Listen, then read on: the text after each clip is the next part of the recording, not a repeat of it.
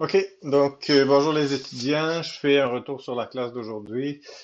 C'est par rapport donc je commence par l'export vers Unreal, donc export à partir de Maya. Juste vous revenir, donc pour accéder à ça, c'est dans le dossier du cours 4, c'est le cruchon.mb, donc c'est ce qui est ouvert ici en haut. Donc j'ai mon cruchon ici.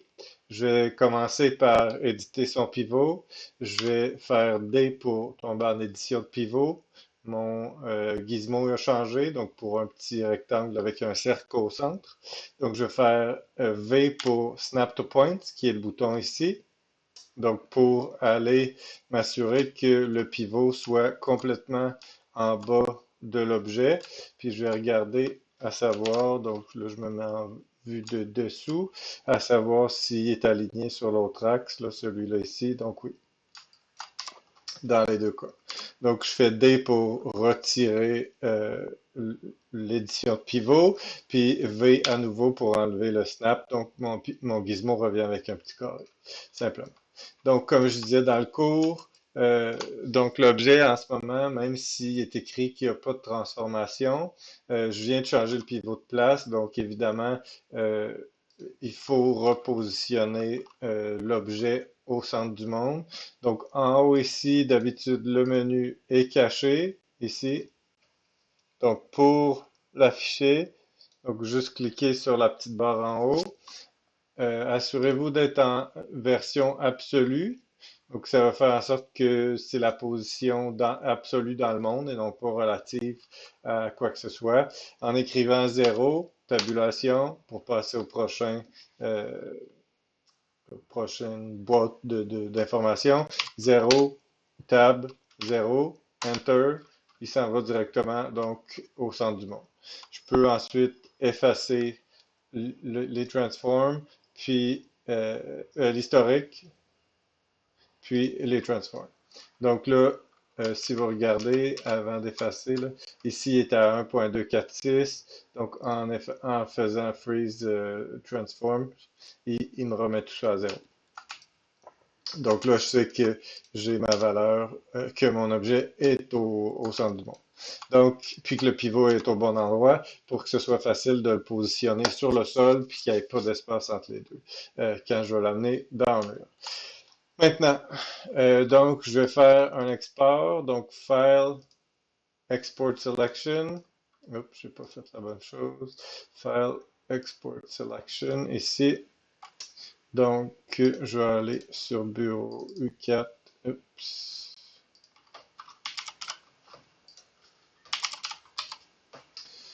Cours 4.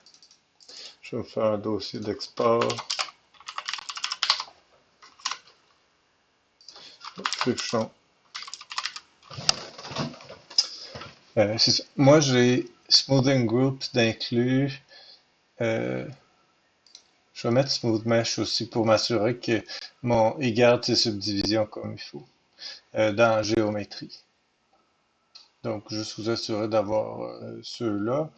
Euh, puis le reste, techniquement, j'ai pas besoin d'history, mais bon, je vais les laisser pour les besoins de la cause. Donc, Cruchon, on sauvegarde en FBX. Donc, FBX en bas ici, puis on exporte. Donc, maintenant, dans Unreal,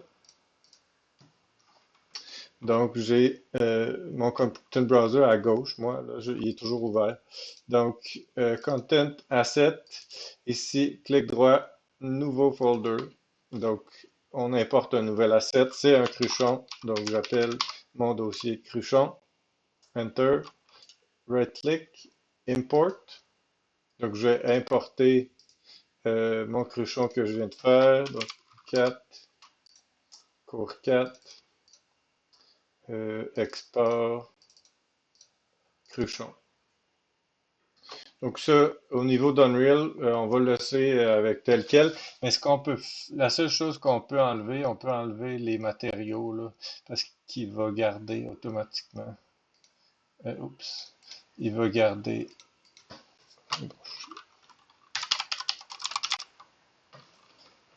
C'est ça, on peut décocher Import Materials juste pour que ça, qu'il y ait mon static mesh, mais pas mon matériau. Fait que Donc, je fais import. J'ai seulement mon static mesh. Je clique, puis je drague dans mon viewport. Mon objet est là. Si je fais F, il va focuser dessus, mais il est minuscule. Donc, qu'est-ce qui se passe? C'est que là, ben, je vais me créer. Je ne l'ai pas modélisé à l'échelle, donc évidemment, ça, ça explique pourquoi, ben, en ce moment, la taille n'est pas la bonne. Donc, comme je disais en classe, là, si je fais un scale, je vais m'assurer d'avoir à peu près une taille qui est relativement euh, réaliste là, pour ce type d'objet-là. Là, je vais juste dupliquer mon sol, puis je vais le mettre à zéro. Donc, si vous regardez là, j'ai mon sol de sélectionner. Dans les transforms, si je fais la petite flèche ici, il va l'envoyer à zéro automatiquement. Fait que là, je sais que mes, euh, mes trois transformations sont à zéro au niveau de la position.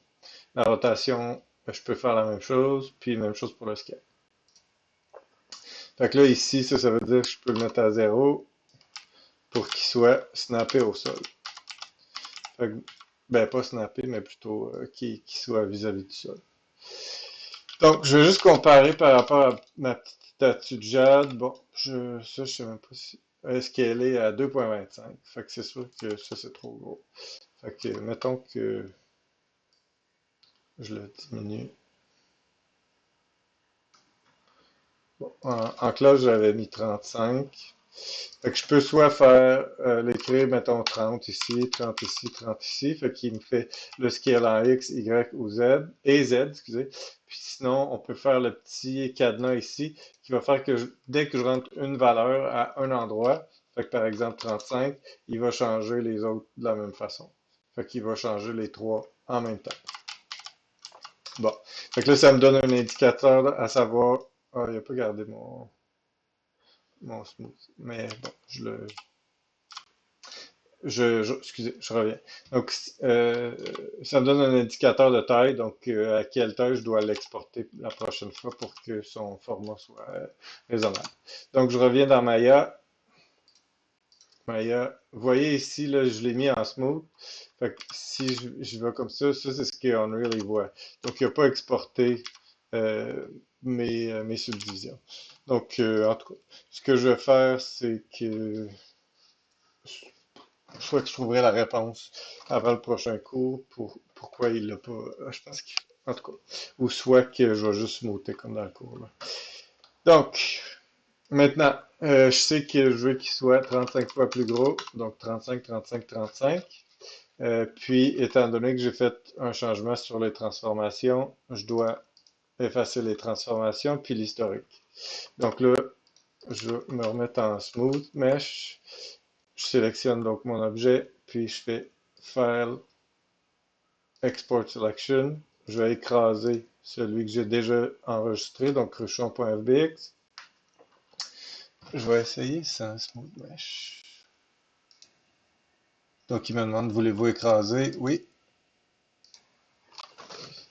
Ah, c'est ça. Fait que je pense que c'est la bonne chose. Là, il me dit que mes smoothing groups, mon mesh, donc mon objet est tessellated. Ça, c'est qu'il y a des subdivisions dessus. Fait que là, c'est ça, il faut donc décocher smooth. Donc, quand je vais faire je vais aller sur mon cruchon. Je peux cliquer sur le cruchon, right-click, browse to asset. Il me met en contexte directement. Donc, si par exemple j'étais dans les maps, right-click, browse to asset, il me positionne directement où est-ce que j'ai mon cruchon dans le outliner.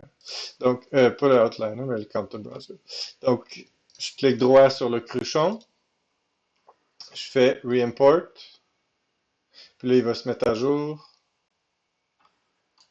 Puis là, évidemment, moi je l'ai grossi 35 fois, mais il est fois 35 ici aussi. Donc là, on peut le remettre à 1, puis il va avoir trouvé la taille qui était désirée.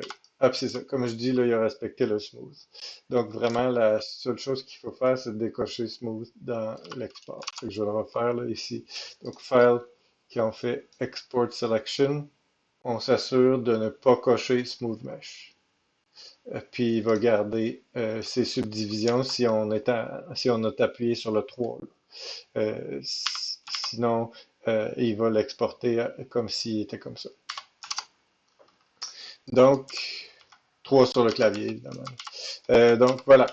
Fait que ça, c'est pour le mesh. On va faire la même chose juste pour la répétition là, avec le dessus, le couvercle. Je vais voir si... Je sais pas c'est quel objet. Là, je pense que je l'ai délité par...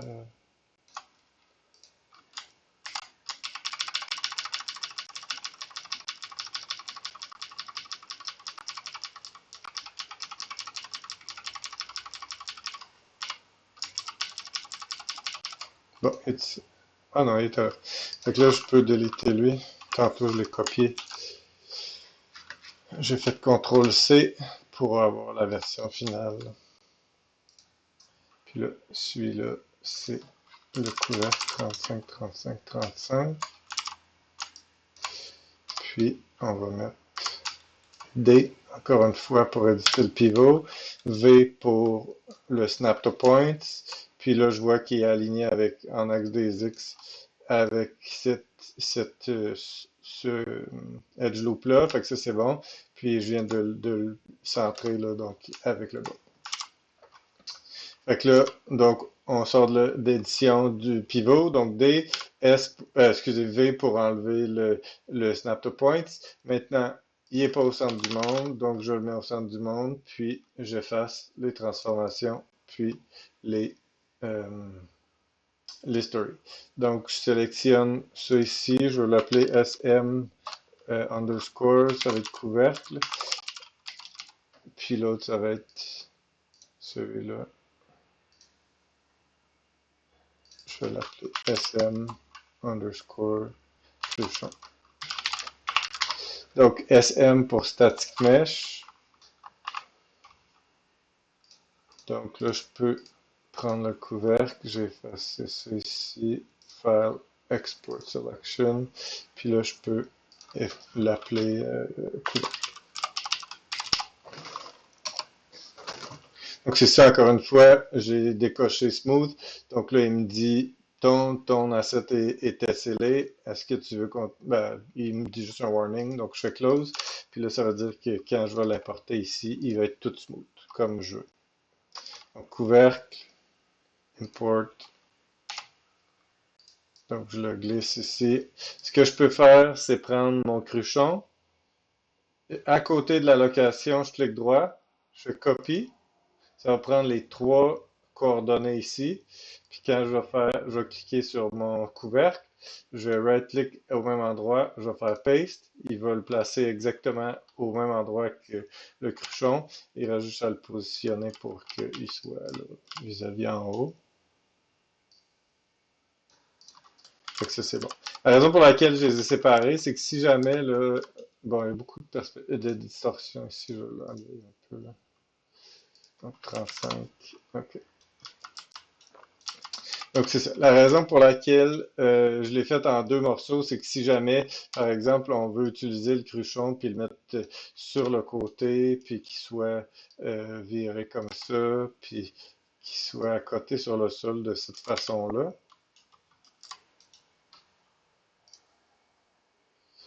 Bon, je vais fermer ce point-là. Puis, ici, je vais enlever mon snap pour la rotation.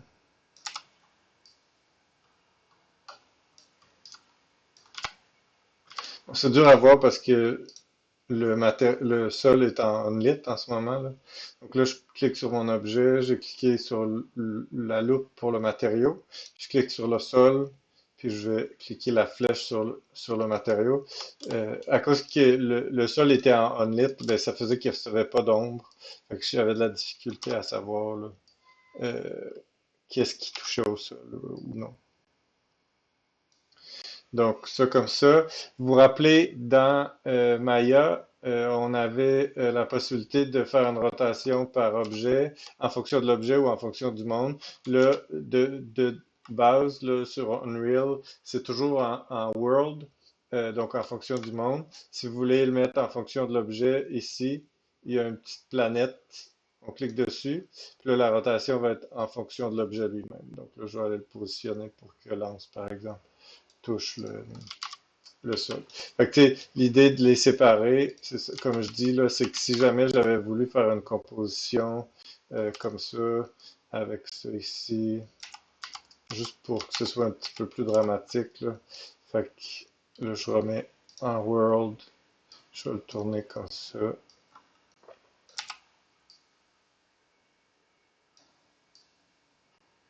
un côté sur l'autre, comme ça.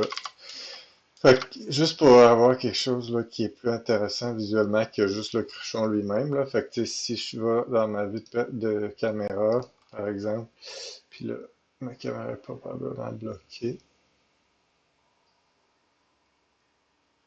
Caméra, ici, transform, ici, lock actor movement pour débloquer la caméra, puis je vais aller mettre en contexte mon cruchon.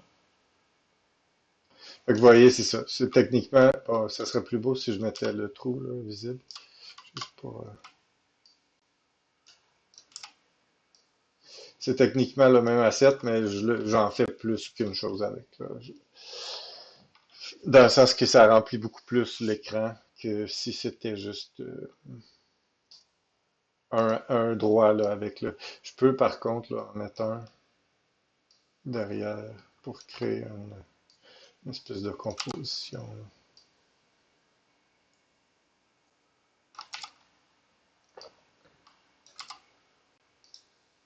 Mais bon, vous voyez ce que je veux dire. Euh, bon, fait que par exemple comme ça. OK. Donc fait que j'ai pour cacher les éléments de viewport. OK, maintenant, donc ça c'est fini pour l'import d'assets. Donc je vous ai montré pour réimporter, right-click sur l'objet, reimport, ça va réimporter. Même si s'il n'y a pas de changement, il va vous aviser que c'est la même version que la dernière fois. Donc, ça, c'est tout pour export-import pour les assets. Maintenant, donc, dans le content, je vais créer un nouveau dossier. Donc, add new folder. Donc, celui-là, ça va être matériaux. Bon, je travaille en anglais là. Ici, euh, nouveau matériau. Donc, m underscore, je sais pas, je vais écrire master parce que ça va être le master material. Donc, en bas, on voit qu'il est écrit Material. Il y a une petite ligne verte sous l'icône de la visualisation. Ça veut dire que c'est un matériau. Si je fais un Material Instance, vous allez voir, c'est vert, mais pas exactement le même vert, là, juste pour créer une différenciation entre ce que c'est. Puis ici, il est écrit Material Instance versus le premier qui est écrit Material. Donc ici, F2 pour renommer ou clic droit, là, rename. Ici, donc MI, donc parce que c'est un material instance, puis je vais l'appeler dans ce cas-ci. Le master, il peut s'appeler master, mais les enfants doivent s'appeler des noms plus précis, là. Donc ça va être, mettons, ça va être du plâtre. Puis, donc, ici, donc je double-clique sur mon matériau, il m'ouvre le Material Editor. Comme je disais en classe, je peux faire soit le bouton de tabulation. Gênez-vous pas là, de faire des recherches en ligne si jamais je dis des choses que vous savez pas c'est quoi. Donc tabulation, clavier, il va vous dire, tu sais, je veux dire, vous pouvez mettre sur pause, puis ça c'est le bouton table, là. Donc tabulation, je peux écrire constant vector 3. Donc, constant vector 3 pour créer une couleur, donc un R, un G, un B. Je double-clique dessus pour ouvrir l'éditeur de couleurs. Donc, je peux choisir, bon, le rose, c'est ma couleur de troubleshoot par excellence, là, parce que c'est la couleur qu'on voit le moins d'habitude dans les environnements. Donc, ça sort du lot là, quand on le voit, donc pas mal au travers de la session, je dois toujours choisir du rose là, pour la base. Donc voilà, j'ai donc créé une couleur que j'ai branchée dans la couleur de base. Donc ça c'est bon. Ensuite de ça, je vais en faire un paramètre. Donc je clique droit dans le vide ou sur la barre en haut, Convert to Parameter, puis je vais appeler ça donc couleur qui est un paramètre maintenant. Fait que le paramètre, je vais pouvoir y accéder à partir de mon Material Instance. Donc je fais appliquer, il calcule ce qu'il a besoin de changer. Maintenant, mon MI, il s'est mis à jour, on voit qu'il est rose. Je peux l'appliquer par exemple ici. Donc, je sélectionne mon objet, je sélectionne mon matériau, je fais la petite flèche dans l'onglet des matériaux de l'objet qui est sélectionné. Donc, le cruchon 2, je clique sur la flèche ici et là, il prépare le shader. Donc, maintenant, il est à 100%. Donc, je vois que le Material Instance que j'ai appliqué, il est visible maintenant sur le cruchon. Donc, si je double-clique sur mon Material Instance, je peux maintenant, parce que j'ai créé un paramètre, donc en cliquant ici, changer la couleur en temps réel de mon objet. Donc, ça, c'est la première étape. Maintenant, comme je vous ai dit en classe, on va rajouter deux paramètres. Donc, pour la navigation dans le Material Editor, si on clique droit, on peut pan, puis si on fait la roulette sur la souris, on zoome. Donc, ensuite de ça, je vais faire 1, puis je vais cliquer pour créer un constant, sinon c'est la même chose que constant. Ici, c'est exactement la même chose. Donc, je vais en brancher un dans le roughness, donc la rugosité, puis un dans la métallique. Vous, c'est... en tout cas, je ne me rappelle plus, mais ça ressemble à ça, là. Donc, le premier, je vais convert to parameter. Fait que ça va être metalness. Le deuxième, convert to parameter. Celui-là, c'est roughness. Donc, comme je vous ai dit, on peut choisir la valeur de défaut de base. Fait que le metalness, 1, c'est métallique. 0, c'est non métallique. Roughness, c'est quand il est à 0, c'est très réflectif, puis quand c'est à 1, c'est pas réflectif du tout. Donc, dans les deux cas, le maximum, c'est 1. Donc, je vais mettre mon maximum ici, donc dans mon slider, à 1 pour les deux. Puis, par exemple, roughness, je peux mettre, mettons, à 0.25 comme valeur de défaut. Puis, parce que la majorité des matériaux sont pas du métal, je vais laisser à 0. Donc, le slider, la valeur de défaut, par défaut. Donc, j'applique les modifications.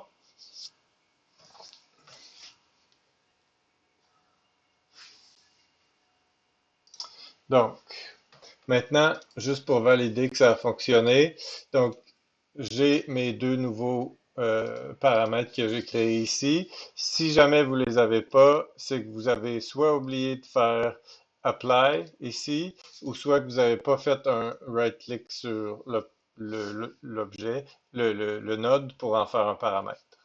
Fait que ça, c'est les deux seules options qui font que vous n'auriez pas les euh, informations ici. Fait que là, maintenant, je peux faire un contrôleur, je peux jouer avec donc la réflexion, donc le fait que ce soit réflectif ou non, puis le metalness du fait que ce soit métallisé ou non. Comme je disais en classe, même si je le mets à 25, il n'y a pas plus que 1 ou il n'y a pas moins que 0. Là. Donc, ça pour ces valeurs-là, si je dépasse ou je vais en deçà de 0, si je dépasse 1 ou je vais en deçà de 0, ça ne change rien, ça va donner le même résultat. Donc là, je ne veux pas que ce soit métallique, c'était juste pour l'exemple. Bon, fait que ça c'est beau, mettons que je le mets sur mon plancher aussi, donc, bam.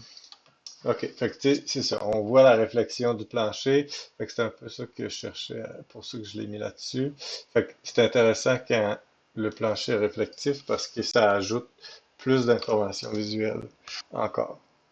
Bon, Là, j'ai mon éclairage de base, là, mais prochain cours, on va voir l'éclairage plus avancé.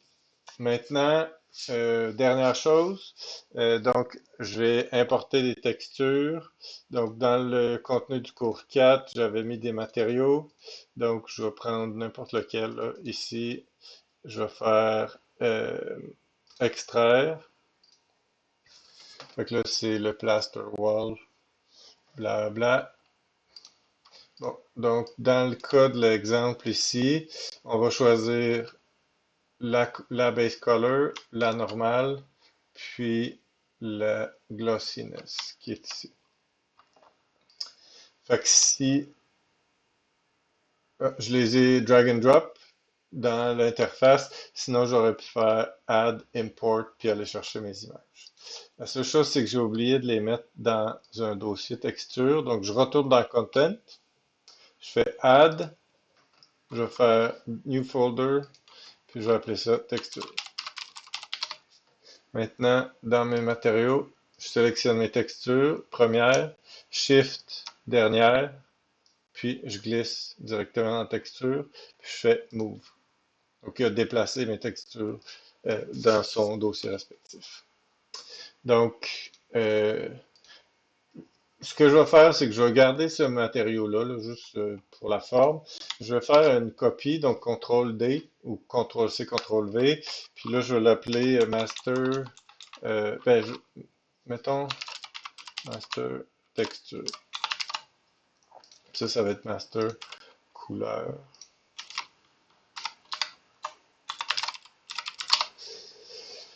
Donc, mon master texture, maintenant, ici, j'ai double-cliqué dans mon matériau. Je vais aller trouver mes textures. Je vais vite là parce que quand même, on l'a vu plusieurs fois en classe. Puis vous pouvez le mettre sur pause puis repartir la vidéo.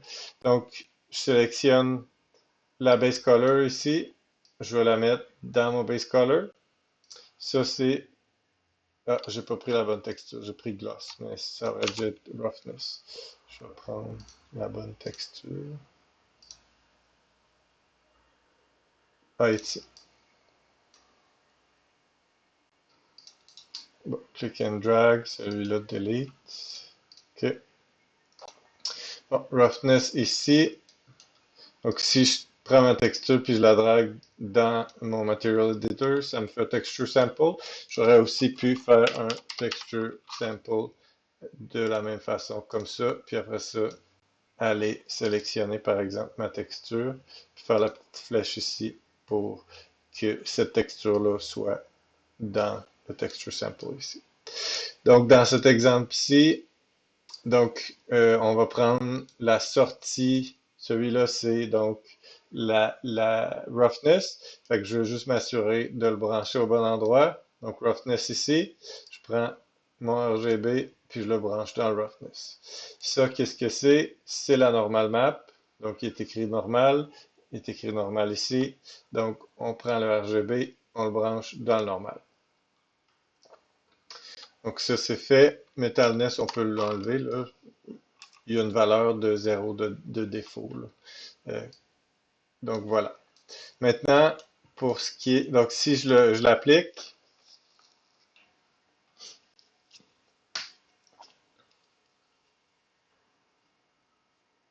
donc matériaux, on sait déjà que je vais faire un material instance, là, fait que je vais le faire tout de suite. Donc create material instance, fait que lui ça va être mi, puis l'autre je l'avais appelé plâtre, je pense. Ouais, c'est ça. Fait que je vais l'appeler blaster pour tout de suite. Lui ça va être mi pink, puis lui.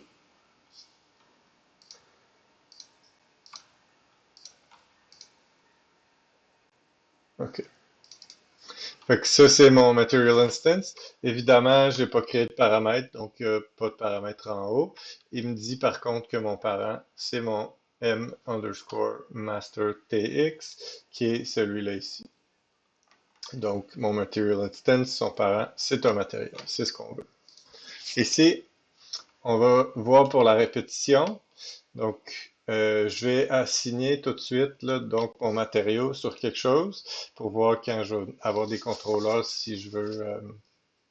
si je veux les affecter. Donc ici, ME Plaster, je vais sélectionner mon background, puis je vais cliquer la petite flèche ici pour assigner mon matériau.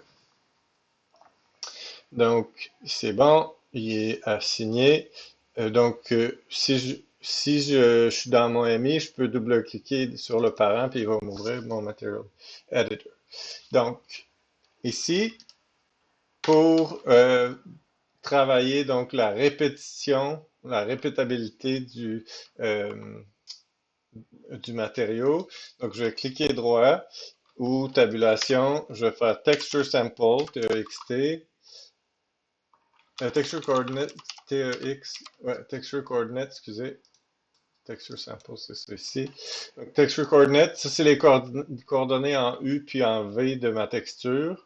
Donc en ce moment, il montre donc, la totalité de la texture, donc 1 étant donc la pleine valeur, puis donc et en U et en V. Donc, tu sais, en 3D, il y a trois axes, mais étant donné que c'est une texture 2D, il n'y en a pas trois axes, il y en a deux seulement, donc c'est U et V. Donc, c'est ce qu'on voit ici quand on sélectionne ça ici. Donc, U, V. Maintenant, parce qu'on ne peut pas changer ce node-là en paramètres, il faut qu'on trouve une façon d'avoir un contrôle avec notre instance. Donc, ce qu'on va faire, c'est qu'on va faire une multiplication, donc M pour multiply, en cliquant. Sinon, on peut le trouver ici, multiply, comme ça. Donc, on fait une multiplication donc des coordonnées de texture, donc le 1 et 1, puis on va les multiplier par un chiffre donc qu'on va déterminer ici. Comme je disais en cours, n'importe quoi qui est multiplié par 0, ça donne 0. Donc, si vous laissez ça, la multiplication à 0, ben, votre texture apparaîtra pas comme il faut, là. Donc, si je vous fais l'exemple, et puis je fais Apply, vous allez voir en arrière, là, le matériau, ça va être juste une couleur, là, la moyenne de l'image. C'est ça. Donc, c'est rendu juste beige. Fait que là, je l'ai pas fait sur la normal map, mais si je le faisais sur la normal map, ben, on verrait qu'on perdrait le détail de volumétrie, là, ici.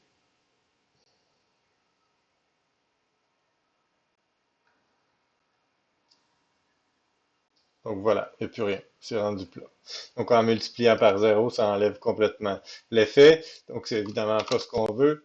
Je vais le mettre à 1 de défaut, puis je vais convertir en paramètre. En paramètre, ça va être le donc tiling donc de la texture. Tiling, ça veut dire répétition. Donc, on peut donc avoir un chiffre qui va déterminer à combien de fois on veut que la répétition se produise sur la texture. Donc, j'applique. On attend que ça calcule les matériaux. Donc, on a le feedback que ça a été appliqué, notre changement. Maintenant, dans notre MI, on va l'ouvrir puis on va aller changer le paramètre. Donc, ici, je peux mettre par exemple 4. Puis là, ben maintenant, la répétition, vous voyez, ici, ça s'est répété une autre fois. Puis si je sors de ma caméra, comme ça, ben, sur l'entièreté de du plane, donc l'image est répétée 1, 2, 3, 4 fois. On voit là avec les petits motifs qui se répètent ici. Donc voilà. Ensuite, c'est ça. C'est comme. Fait que là, j'ai ma normal map, j'ai ma roughness qui s'occupe de la réflexion de cette texture-là aussi. Mais fait que là, c'est ça. Après, ben, vous pouvez toujours mélanger les deux façons de faire. Donc, on pourrait, par exemple, prendre ici. Donc, si je veux. Ici, c'est le input pour les coordonnées des UV. Là, c'est pour ça que je l'ai branché ici. Donc, si on y dit rien, ça va être un par défaut. Donc, pour avoir un contrôleur dans notre instance, on n'a pas le choix de faire la multiplication là, pour y accéder en dehors du matériel. Ce que je disais, c'est qu'on peut faire un peu ce même principe-là. Ici, on pourrait faire une multiplication, par exemple, de la texture qui est beige avec une couleur qu'on veut choisir. Puis ça va donner donc le médian entre les deux, là. Donc, si, c'est ça. Fait que si je veux, par exemple, que ce soit plus blanc, là, ben, je pourrais le changer plus tard. Fait que je fais appliquer. Donc, ça va juste multiplier la valeur de couleur avec la couleur originale. Il y a énormément de choses qu'on peut changer, là, vous vous en doutez. Donc, si ici, je peux, par exemple, activer la couleur, oups, activer la couleur, puis mettre ça blanc, par exemple. Mais une multiplication par blanc, c'est de la mathématique, fait que ça équivaut à multiplier par un, là. Donc, multiplier par un, c'est la même chose. Donc, évidemment, il n'y a pas de changement. Mais si je change ça pour n'importe quelle couleur, euh, au même titre que si je multiplie par zéro, ben, ça va juste être du noir. C'est ça. Euh, donc, si je multiplie par n'importe quelle couleur, ben là, je vois que ben, ça affecte donc la diffuse, donc la couleur de base sur mon objet. Donc voilà, fait que maintenant vous êtes capable de faire un matériau avec une texture, vous êtes capable de faire un matériau sans texture, donc avec juste des chiffres, donc des constantes, euh, constant toute seule, constant 3 pour une couleur. Puis bon, évidemment, comme je vous disais en classe, ce que je peux faire, c'est dupliquer, par exemple, ben, je vais prendre ma couleur ici, puis je vais faire un Material Instance. Fait que là, celui-là, ça va être, mettons, Purple. Puis, je vais aller, oups, double-cliquer ici, puis je vais pouvoir changer la couleur de ça ici. Je peux le mettre, par exemple, mauve, là, pour choisir juste une autre couleur. Puis, mettons que c'est métallique, celui-là. Donc, je vais mettre à 1, puis je vais mettre à 0.5. Tiens. Donc, je peux maintenant prendre ce nouveau matériau-là, puis l'appliquer sur un nouvel objet, ici, avec la petite flèche. Donc, ce que ça fait, au final, c'est que ça fait en sorte que ben, j'ai juste un matériau pour la couleur qui est utilisé avec des valeurs différentes, qui donne deux résultats complètement différents, mais qui sont appelés juste une fois à l'engin. Donc, ça fait en sorte que c'est pas lourd là, pour l'engin. Il y a juste un matériau qui gère deux instances. Donc, voilà. Donc, ça fait le tour. C'est ça. Fait que je vais retourner sur ma caméra. Fait que juste pour, je sais pas, donner une idée, là. Fait que, prochain cours, on va voir un peu plus en profondeur. Ben, là, enfin, là, l'éclairage, là. Puis, comment on avance avec tout ça, puis faire des matériaux qui sont plus avancés un petit peu, là, mais je n'irai pas trop loin avec ça parce on va commencer la modélisation pour le projet. Donc, voilà. J'espère que ça vous a aidé, ça a été un bon recap, puis que ben, vous allez être capable de le faire par vous-même. Fait que bonne continuité. À bientôt.